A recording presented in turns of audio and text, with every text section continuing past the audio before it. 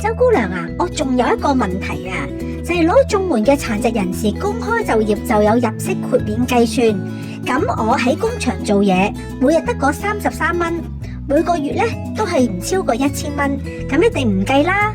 但係我下個月就開始轉去輔助就業嗰邊，我見到輔助就業嗰啲師兄啊，佢哋賺成2300蚊一個月噶。咁頭個1200蚊計算喺入息嗰個豁免裏面之後咧，之後嗰啲錢係咪都要扣一半啊？喺工場裏面做嘢，除咗豁免計算獎勵金之外咧，從庇護工場所得到嘅其他嘅款項咧，都可以根據豁免計算入息安排，每個月咧最高嘅豁免計算入息限額係4000蚊嘅。咁即係點啊？等我講個例子俾你聽，咁你就明噶啦。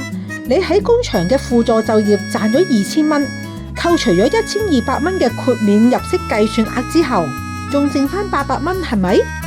係啊。咁嗰800蚊咧就會扣除一半，即係剩低400蚊嘅咋。換言之咧，你嗰個月咧就會有額外1600蚊嘅收入啦。哇，你講得好清楚啊，我明白晒啦。我要努力啲做嘢，咁我就會有更多嘅額外收入啦。好嘢！